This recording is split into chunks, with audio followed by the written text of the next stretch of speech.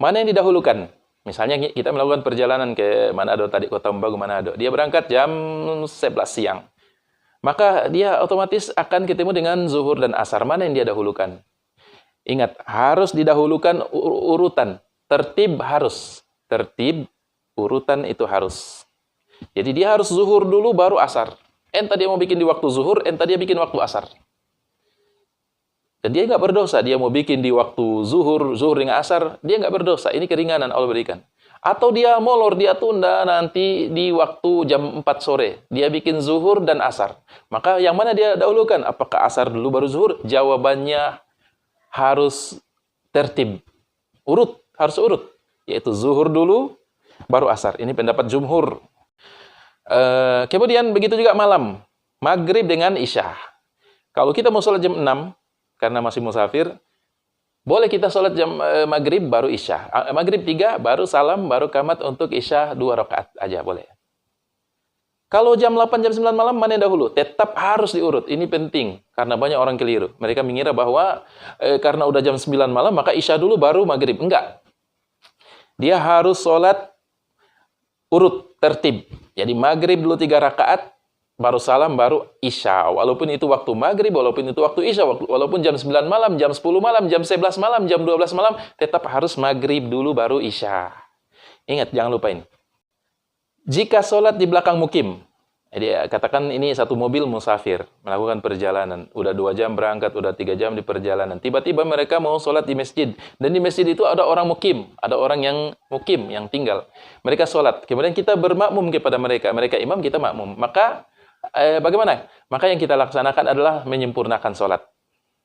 Menyempurnakan sholat. Jadi kalau kita niat 2 rakaat zuhur, boleh. Asar juga niat 2 rakaat, boleh. Tapi kapan ketika kita jadi makmum kepada orang mukim, maka kita harus ikuti dan kita genapkan rakaat yang sesungguhnya.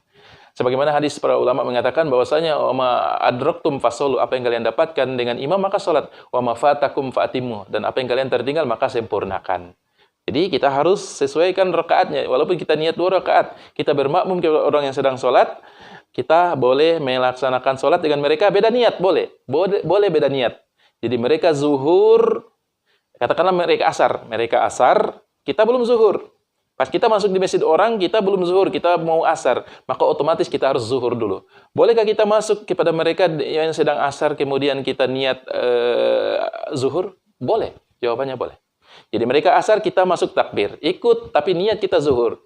Nah, ketika kita mau ringkas 2 rakaat, maka di sini karena kita bermakmum kepada mukim harus sempurnakan 4 rakaat.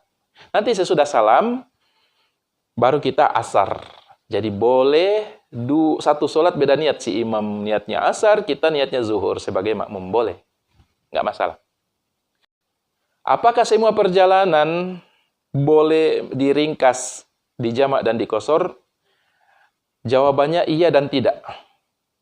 Iya kalau kita melakukan perjalanan mubah, perjalanan yang dibolehkan syariat. Misalnya apa? Misalnya perjalanan menyambung silaturahmi, perjalanan misalnya berkunjung pernikahan, perjalanan dalam rangka bisnis, perjalanan memumpun. Orang Manado bilang memumpun itu pergi belanja baju hari raya. Itu boleh.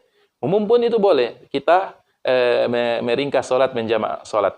Perjalanan bisnis, perjalanan wisata, itu boleh semua. Boleh semua. Yang tidak boleh menjamak dan mengkosor adalah perjalanan maksiat. Perjalanan maksiat itu nggak boleh ringan. Tidak boleh diberikan keringanan. Misalnya orang perjalanan pergi Kaseporo Gotup Manuk, menyabung ayam, pergi batogel, pergi baju di online, pergi berbuat maksiat, berbuat dosa, menipu, ganja, narkotika. Pokoknya yang namanya dosa, maka perjalanan dia walaupun 4 jam, walaupun satu hari, tidak ada keringanan bagi dia untuk rukhsah. Tidak ada keringanan bagi dia untuk menjamak sholat, mengkosor sholat. Nggak boleh. Allah nggak izinkan. Itu keringanan bagi orang melakukan perjalanan ibadah atau mubah yang dibolehkan. Nggak mungkin Allah memberikan keringanan kepada orang yang datang menyabung ayam. Pergi Kaseporo Gotup ayam.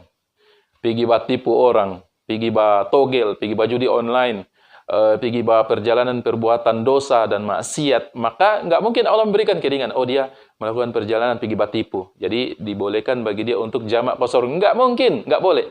Bahkan para ulama mengatakan dia harus ulangi sholatnya yang dia ringkas tadi dalam rangka perjalanan maksiat dan dosa.